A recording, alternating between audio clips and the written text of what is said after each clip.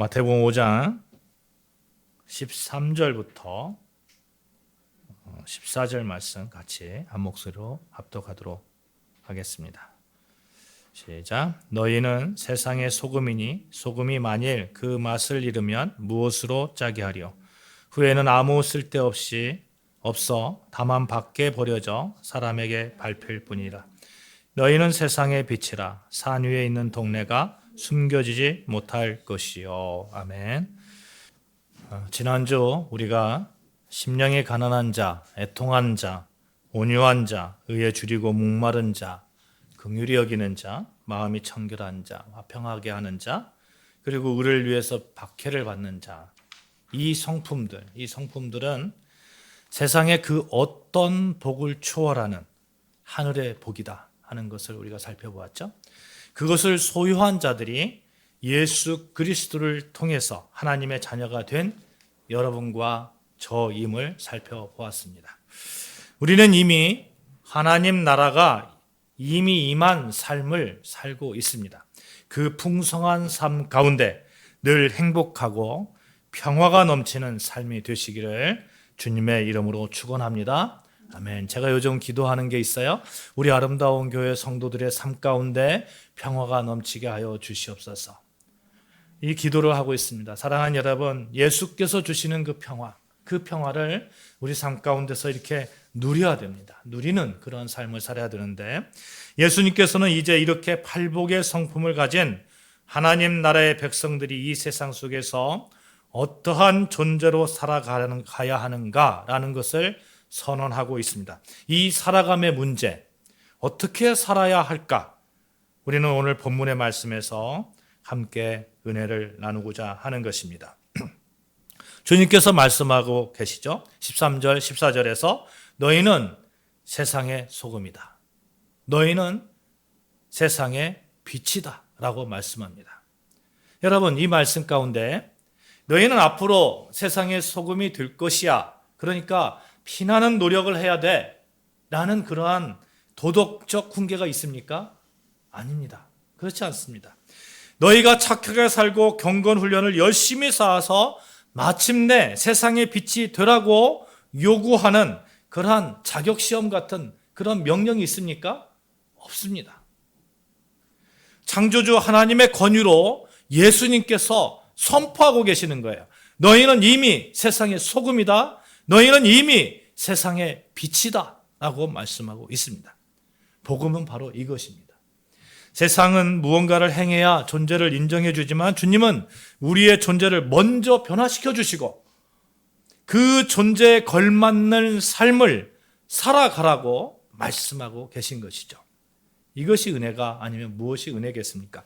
우리가 아직 죄인 되었을 때에, 우리가 아직 어둠 가운데 헤매고 있을 때에 주님은 십자가의 보혈로 우리를 사서 우리를 빛의 자녀로 소금의 인생으로 우리를 재창조해 주셨다는 거예요. 이미 우리는 소금의 역할, 빛의 역할을 감당해야 되는 그런 사람인 겁니다.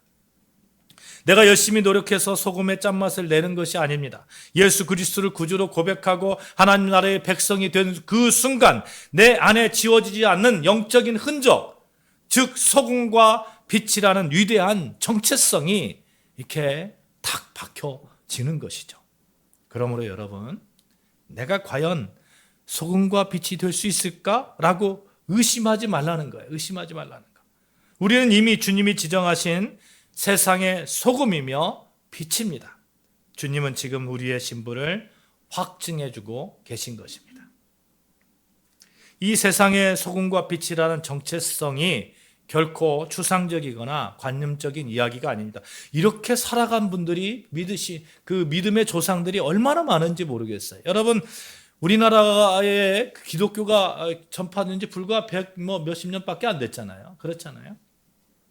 조선 말기와 일제강점기 그리고 6.25 전쟁을 거친 이 한반도에서 그야말로 소망이 없는 이 땅에서 짙은 어둠의 그런 대지에서 이렇게 우리나라가 이렇게 잘 살 수 있도록 한 그 결정적인 역할을 한 분들이 누구입니까? 믿음의 조상들, 우리 믿음의 조상들입니다. 빛과 소금의 역할을 넉넉하게 감당했습니다. 여러분, 언더우드 선교사, 아펜젤러 선교사, 그분들 정말 앞이 보이지 않는 너무 캄캄한 이 조선 땅에 와가지고 그들이 한 것이 무엇입니까? 배제학당, 이하학당 이런 학교들을 세우면서 또 의료시설을 만들면서 우리를 교육하고 그렇게 빛의 역할을 감당하고 그래서 한국이 이만큼 정말 깨운 그런 삶을 살고 있는 거 아니겠습니까? 누군가 그런 얘기를 하더라고요. 아니 선교사님이 없었으면 뭐 그렇게 우리나라 그렇게 개화가 안 됐겠어요? 아니요. 그렇게 보는 게 아니라 누가 처음에 했느냐가 중요한 거예요. 누가 처음에.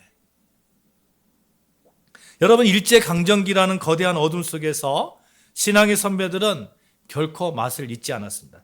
1919년에 무슨 일이 있었죠? 1919년 3월 1일 3.1절 운동이 있었잖아요.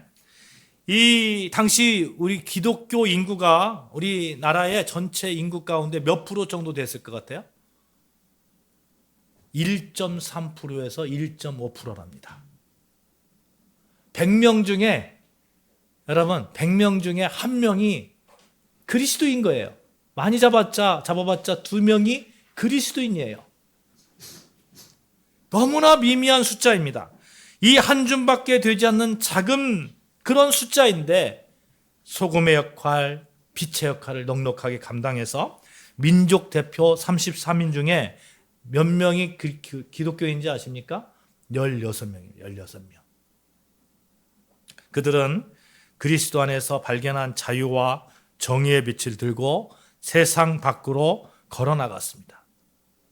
6.25 전쟁 이후에 잿더미가 된 이 나라에 얼마나 정말 어려운 그런 상황이었습니까? 전 세계가 부러워하는 지금 그 경제적, 문화적 번영을 이루게 된 배후에 며칠 전에 그 월드컵 했잖아요. 월드컵 했는데 저 깜짝 놀랐어요. 그 이재라는 그 가수가 나와가지고 노래를 부르는데 갑자기 한국말이 툭 튀어나오는 거예요. 무슨 말이죠? 넘어져도 또 일어나 이런 그 말이 있잖아요. 그 말이 한국말로 탁 하면서 DNA라는 노래를 부르더라고요. 여러분 그렇게 한국이 강대국이 되었어요. 솔직히 제가 유학할 당시에 제가 그 한국에서 왔다고 하면 노스코리아 이랬어요. 노스코리아. 북한에서 왔냐고 그랬단 말이에요. 근데 지금 어떻습니까? K-팝, K-문화, 또 요즘은 K-클래식, 그래가지고 얼마 전에 보니까 한국 그 가곡 그런 어떤 경연대회도 하더라고요. 외국 사람들이 와가지고. 참 대단한 나라가 됐어요. 여러분, 그냥 어느 날 갑자기 이렇게 됐을까요? 아니에요. 우리 믿음의 선조들이 눈물 어린 그러한 빛의 역할, 소금의 역할을 감당했기 때문에 그렇습니다. 가난한 이웃을 구제하고 새벽마다 눈물로 이 나라와 민족을 위해서 기도했던 수많은 이름 없는 그리스도인들이 있기 때문에 그렇습니다. 여러분 옛날에 지금 많이 없어졌습니다만 구국 기도회 이런 거 있었잖아요. 아침 기도회 하면서 항상 제가도 그렇지만 제가 여러분들에게 기도하는 방법을 이렇게 설명하면서 나라와 민족을 위해서 기도하라고 그러잖아요. 그렇잖아요. 기독교는 이 땅에 지워지지 않는 거룩한 흔적을 남겼습니다. 선배들은 자신들의 화려한 이름을 남기지 않았지만 예수님의 맛과 예수님의 빛을 남겨서 이 민족을 살려냈던 것입니다. 예수님께서 왜 수많은 비유 가운데 이 소금 비유하고 빛의 비유를 하셨을까요? 레위기 2장 13절에 보면 그 소금에 대한 이야기가 나오는데 제가 봉독해 드리겠습니다.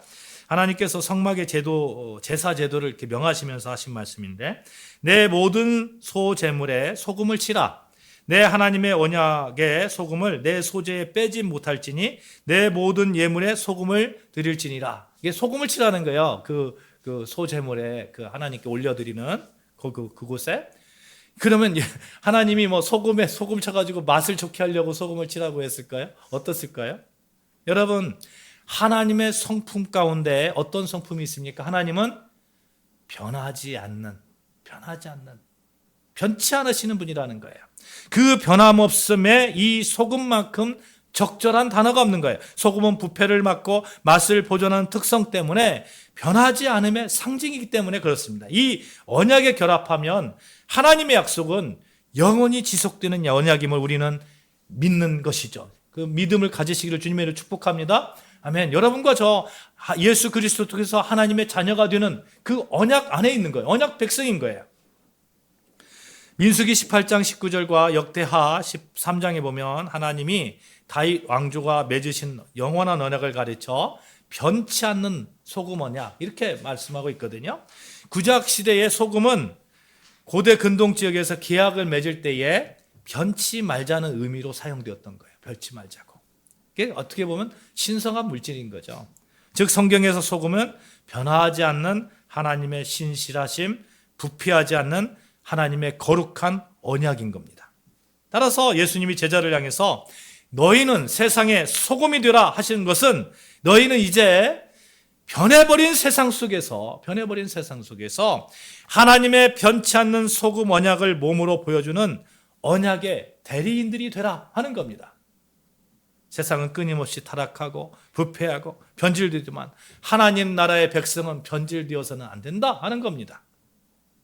하나님의 신실하신 통치와 거룩함을 세상 속에 보존해내는 지워지지 않는 소금 언약의 흔적이 되어야 된다 하는 그러한 그 언약의 부르심인 것이죠.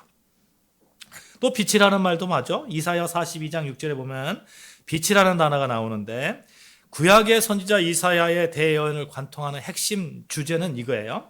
이사야 42장 6절에 보면 하나님은 장차 오실 메시아를 향해서 이렇게 선포하십니다. 나 여호와가 의로 너희를 불렀은즉 내가 내 손을 잡아 너를 보호하며 너를 세워 백성의 언약과 이방의 빛이 되게 하리니 라고 말씀합니다. 원래 하나님은 이스라엘이라는 민족을 택하셔서 열방의 그 어두운 그 세상 가운데서 이방의 빛으로 이스라엘 백성들을 선택하신 거예요. 근데 그래서 거룩한 율법을 주시고 하나님의 살아계심을 계심을 드러내는 제사장 나라의 흔적을 이렇게 원하셨던 겁니다. 그런데 이스라엘 백성들이 그렇게 살았습니까? 못 살았잖아요. 빛의 역할을 감당하기는커녕 세상과 똑같이 우상을 숭배하고 탐욕에 눈이 멀어서 스스로 어둠 속으로 걸어 들어갔습니다. 이때에 예수님은 바로 그 실패한 이스라엘의 역사적 현장 한복판에서 선포하고 계신 것이에요. 이스라엘은 실패했지만 이제 참빛이신 나 예수 그리스도를 본받아서 너희도 그리스도와 연합된 자로서 세상에 빛이 되어라 하는 겁니다. 이방의 빛이 되어라. 율법의 행위로 자기를 증명하려다 깨어져 버린 옛 정체성을 예수 안에서 거듭난 백성들의 그 어떤 존재론적 정체성으로 완전하게 회복시켜주면서 너희는 세상의 빛이다. 그러니까 예수님과 연합된 자는 어떤 자예요? 빛인 자예요. 빛을 밝히는 자입니다. 왜요? 빛이신 예수님과 연합되었기 때문에. 사랑하는 성도 여러분, 이제 우리는 이 거룩한 소금과 빛의 선언 앞에 서 있는 것입니다. 우리 안에는 한국교회 신앙 선배들의 피와 눈물로 증명해냈던 소금과 빛의 유산이 흘러내리고 있는 것입니다. 그리고 우리 뒤에 구약의 실패를 넘어서 그리스도 안에서 완벽하게 회복된 하나님의 거룩한 언약이 버티고 있는 것입니다. 그렇다면 오늘 사는 우리는 어떻게 이 소금과 빛의 정체성을 잃지 않고 이 어둠과 부패한 세상 속에서 지워지지 않는 그리스도의 그런 흔적을 세상 속에 나타낼 수 있을까 하는 것입니다. 예수님의 관심은 이거예요. 소금의 맛을 유지하는가 하는 겁니다. 여러분과 제가 맛을 유지하는가. 또 하나는 빛은 어둠 속에서 가려지지 않고 서 있는가 하는 겁니다. 어떤 화려한 활동, 종교적인 어떤 화려 활동, 이런 것이 중요한 게 아니라 우리에게 이 본질적인 어떻게 그렇게 살아가고 있는가, 유지하고 있는가, 이런 것을 본질을 이야기하고 있는 겁니다. 아까도 말씀드렸습니다만 여러분 우리가 확실하게 알아야 되는 것이 소금이 되어라, 빛이 되어라 이런 명령하지 않으셨다는 거예요. 주님은 너희가 만약 깨끗하게 살면 소금이 될 것이야. 어떤 행위를 열심히 하면 너희는 빛의 역할을 감당할 것이야. 이렇게 말씀하지 않습니다. 미래형을 쓰지도 않고 명령형을 쓰지도 않습니다. 예수님께서 말씀하신 원어적 표현은 너희는 지금 이 순간 있는 그대로 이미 세상의 소금이고 빛이다 하는 겁니다. 지금 이 순간 이미 소금이고 빛이다. 믿으십니까? 아멘, 아멘. 왜요? 여러분과 제가 예수 그리스도와 연합된 자니까.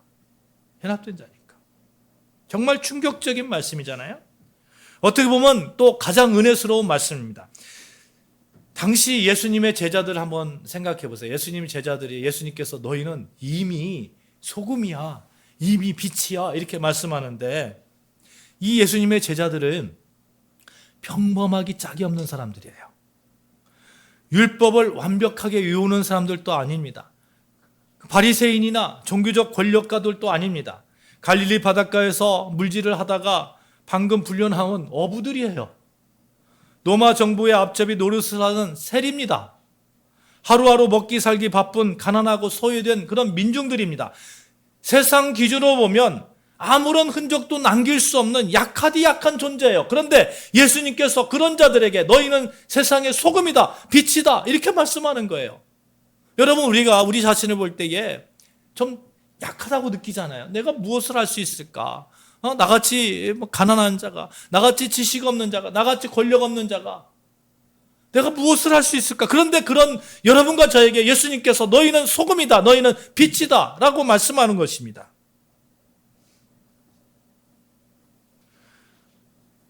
세상의 기준으로 보면 아무런 흔적을 남길 수 없는 평범한 인생인데 우리가 무슨 열방을 비칠 수 있단 말입니까? 고개를 저을 수밖에 없을 겁니다. 그러나 예수님께서 그들을 바라보시면서 말씀하는 거예요. 세상이 너희를 어떻게 평가하든 상관이 없는 거야. 너희가 과거에 어떤 실패를 했던 상관이 없는 거야. 어떤 흔적이 있던 상관이 없는 거야. 어떤 아픔이 있던 상관이 없는 거야. 나를 믿고 따르는 너희는 지금 내 눈에 이미 세상에 가장 가치 있는 소금이야. 너희는 이미 빛이야. 예수님이 누구십니까?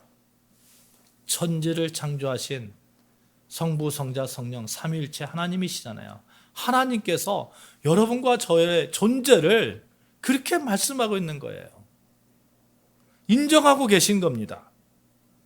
왜 그렇습니까? 이제 신분이 바뀌었기 때문에 그렇습니다. 예수 그리스도를 믿는 자는, 이미 부활과 연합된 자는 신분이 완전히 바뀌어졌음을 믿습니다. 아멘.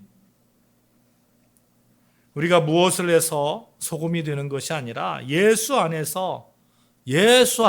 붙어 있으니 이미 소금이라는 이 존재, 이 존재론적 자기 전책성, 이것을 우리가 분명하게 가져야 됩니다. 이걸 가지면 여러분 세상에 나가서 감당할 수 있는 거예요. 소금의 역할 감당할 수 있는 거예요. 빛의 역할 감당할 수 있는 거예요. 내가 누구라고 생각하는 순간 그렇게 행동합니다. 그렇게 행동해요. 제가 옛날에 말씀드렸잖아요. 제가 한때 이렇게 여러분 이렇게 생각해 보면 돼요. 내가 선생이라고 생각하면 선생의 그런 모습으로 보이려고 하지 않겠어요? 그렇잖아요.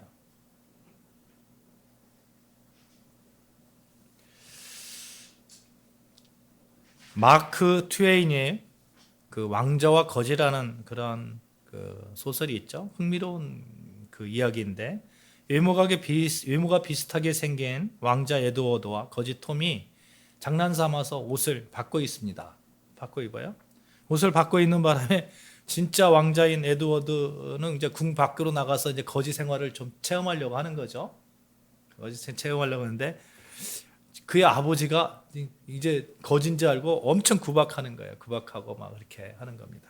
근데 이 에드워드가 원래 어떤 사람입니까? 왕자잖아요. 왕자니까 아무리 구박하고 너는 거지야 막 이렇게 거지처럼 생활해야 돼. 그래도 막 품위를 막 지켜나가려고 하죠. 한편 거짓 톰은 좋은 옷을 입고 이제 궁궐에 들어와서 왕자 노릇을 하는데 왕자 노릇을 하는데 신하들이 귀한 음식을 갖다 주면 막 손으로 그냥 집어먹고, 화려한 보석 왕관을 가지고 거리에 가서 막 호두 깨먹는데 막 깨먹고 막 이렇게 사는 거예요. 겉으로는 왕자지만 그의 본질은 여전히 거지였던 것이죠. 여러분, 그리스도의 삶이 정말 왕자 같은 그러한 삶이잖아요. 그런 삶인데 마귀는 끊임없이 우리에게 세상에 누더기 옷을 입히고 조롱하는 겁니다. 이렇게 조롱하는 거예요. 우리가 세상 속에 살잖아요. 그러니까 세상에 누더기 옷을 입히고 막 조롱해요. 네가 무슨 소금이냐? 내가 무슨 빛이냐? 네가 무슨 하나님의 자녀냐? 너 어저께도 실패했잖아. 어저께도 하나님의 자녀로 실패하고 오늘 회개하면 다냐?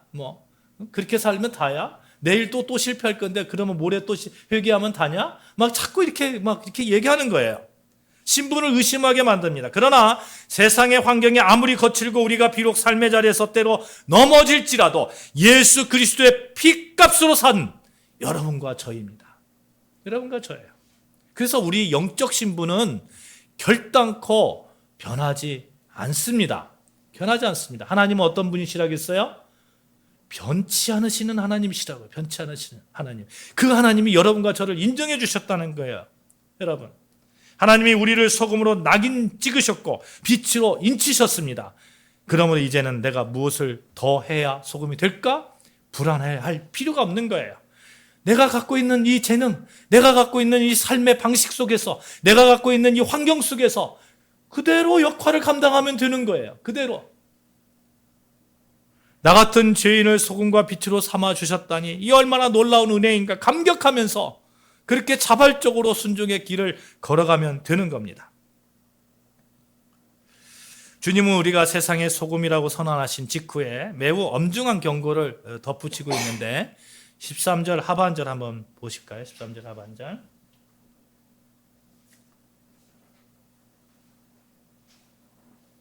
소금이 만일 13절 다 읽읍시다. 시작. 너희는 세상의 소금이니 소금이 만일 그 맛을 잃으면 무엇으로 짜게 하리요? 후에는 아무 쓸데없어 다만 밖에 버려져 사람에게 밟힐 뿐이라. 여기서 예수님이 소금을 통해서 말씀하시고자 했던 핵심 본질이 무엇인지 우리가 파악해야 되는데, 여러분 아까 말씀드렸습니다만 구약의 소금 언약의 맥락으로 볼 때 소금은 결코 변치 않는다 했잖아요. 변치 않는 그런 그 하나님의 신실하신 그런 언약 가운데 있다고 했는데, 그렇다면 소금의 맛을 잃어버렸다는 그 말의 뜻이 무엇일까 하는 겁니다. 그것은 하나님의 백성이 세상과 똑같은 그런 삶, 그런 타락하고 그리스도님 가질 수 있는 독특한 본질 잃어버리고 거룩함 잃어버리고 신실함 잃어버리고 맛을 잃어버렸다는 그런 겁니다. 예수님 당시에 팔레스타인 지역에 사용됐던 소금은 오늘날 우리가 이렇게 쓰는 그런 어떤 천일염, 정제된 염이 아니에요. 어떤 광산에서 캐낸 그런 암석, 그런 암염 이런 것을 한번 생각해 보자고요. 이 암염은 순수한 소금 성분뿐만 아니라 석회석이나 모래, 분말 같은 다양한 불순물이 섞여 있잖아요.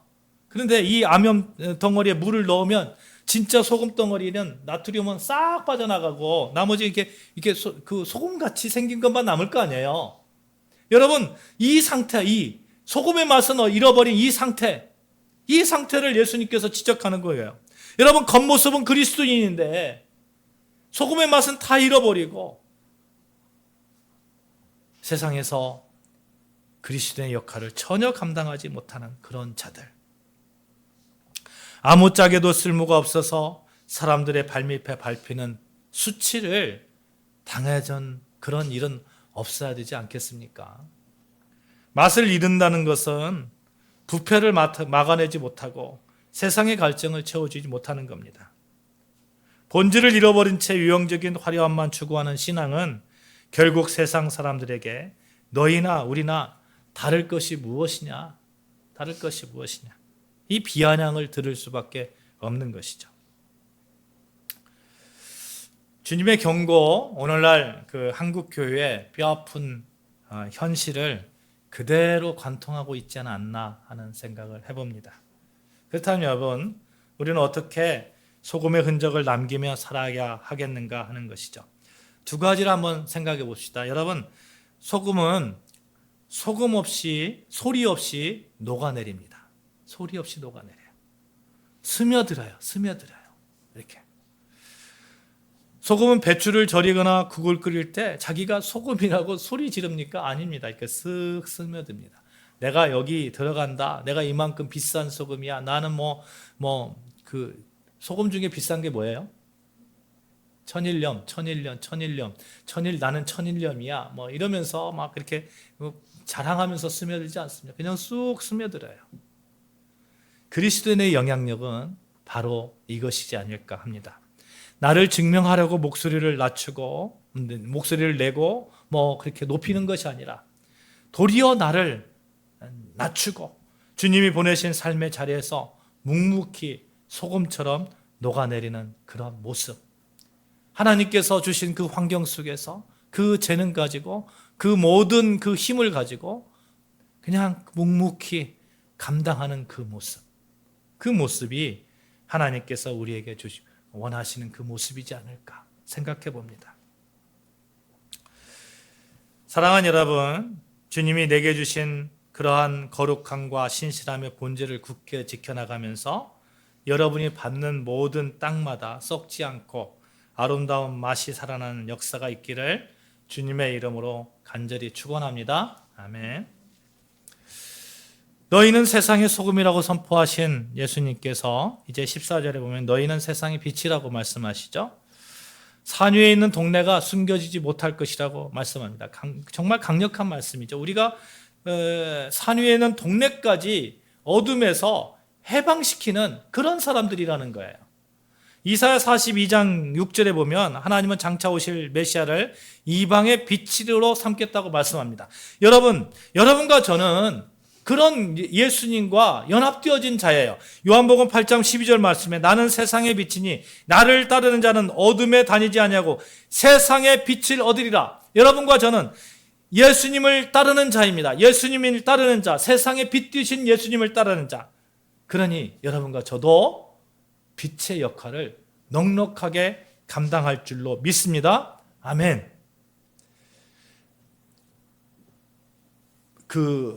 밤하늘에 보면 달이 있잖아요. 달이 태양의 빛을 받아서 그 지구에 이렇게 비칠 때에 여러분 보름달이 있을 때 여러분 지구가 어둡습니까? 아니잖아요. 근데 달은 빛이 있습니까? 없잖아요. 그러나 태양의 빛을 받아서 그대로 이 지구에 전할 때 지구는 그 캄캄했던 지구 밤하늘이 그렇게 밝아지는 그런 모습을 우리가 보게 됩니다. 그래서 산 위에 있는 동네가 숨겨지지 못할 것이다 말씀하고 있는 거예요. 빛은 본질상 숨길 수가 없는 겁니다. 그래서 여러분과 제가 가는 곳마다 이 본질상 숨길 수 없는 빛의 역할, 그 빛으로 인해서 평화가 넘치시기를 주님의 이름으로 축복합니다. 행복이 넘치고 복이 넘치는 그러한 일들이 일어나야 되는 거예요. 근데 15절에 보시면 주님께서 경고하시죠. 사람이 등불을 켜서 말 아래 두지 아니하고 등경 위에 두나니 그러므로 집안 모든 사람에게 비치느니라. 여기서 말이라는 것은 이런 뜻이에요. 곡식을 가늠하는 도량형기 있잖아요. 말. 그래서 이게 이런 거예요. 빛을 비춰놓고 그릇 가지고 딱 덮어놔. 이게 말이 됩니까? 안 되잖아요. 빛을 비췄으면 이렇게 사방으로 퍼져나가게 해야 되는데 빛을 딱 비춰놓고 나만 볼 거야 하면서 그냥 그 말로 도량형기로 그릇으로 큰 다라이 같은 그릇으로 딱 덮어놔요. 말이 안 되는 거죠. 세상 살아가면서 사랑하는 여러분, 우리는 그리스도인입니다. 그리스도인은 빛의 역할을 감당하는 거예요. 내가 그리스도인이라는 신분을 여러분 당당하게 세상 속에서 나타나면서 그런 빛의 역할을 넉넉하게 감당하시는 여러분과 저 되어주시기를 주님의 이름으로 축복합니다. 아멘. 우리는 우리 자리에 서 있으면 되는 거예요. 빛의 자리에 소금의 역할을 하는 그 자리에 서 있으면 되는 거예요. 밤하늘에 이렇게 가는데 밤한 캄캄한 칠흑 같은 그 바닷속에서 배가 갈 때에 등대를 보면서 가잖아요. 등대를 보면서. 그런데 등대가 배가 오니까 막 가가지고 막 비추고 막 그럽니까? 아니에요. 등재는 그 자리에서 빛을 비추는 거예요. 우리는 우리가 현재 서 있는 이 자리에서, 삶의 자리에서 그냥 빛을 비추고 있으면 되는 겁니다. 그러면 넉넉하게 빛의 역할, 소금의 역할을 감당할 줄로 믿습니다. 인생의 참된 가치는 예수 안에 있습니다. 인생의 참된 평안은 하나님의 품 안에 있습니다. 이 빛을 세상 속에 계속 비춰내면 되는 겁니다. 우리가 세상 속에서 등대처럼 비춰야 될 구체적인 빛의 실체가 16절 말씀에 이렇게 아주 명확하게 그 답을 말씀해 주고 있는데 16절 말씀 우리 같이 보실까요? 시작. 이같이 너희 빛이 사람 앞에 비치게 하여 그들로 너희 착한 행실을 보고 하늘에 계신 너희 아버지께 영광을 돌리게 하라. 아멘. 착하다 하는 그런 의미는 아름답고 매력적이고 선하고 보는 이들에게 마음에 감동을 주는 그런 얘기예요. 그러니까 여러분과 저가 예수 그리스도를 통해서 세상 속에서 저 사람 통해서 그리스도가 보인다 하는 그런 모습으로 살아내라 하는 것입니다. 우리는 충분히 그렇게 할 그런 그 능력이 있습니다. 성령께서 우리에게 그런 능력을 주시고 계시기 때문에 그렇습니다. 사랑하는 여러분, 오늘 예수님께서는 너희는 세상의 소금이다, 빛이다 이렇게 말씀하고 있죠. 빛이 되어라, 소금이 되어라 말씀하고 있지 않습니다. 넉넉하게 우리가 감당할 수 있는 겁니다. 세상에 감당할 수 없고 세상이 절대 지울 수 없는 예수 그리스도의 아름다운 흔적을 우리가 가지고 있기 때문에 그렇습니다. 넉넉하게 세상 속에 살아가시면서 빛과 소금의 역할을 감당하시는 그런 여러분과 저 되어주시기를 주님의 이름으로 축복합니다. 기도하시겠습니다. 하나님 아버지 감사합니다.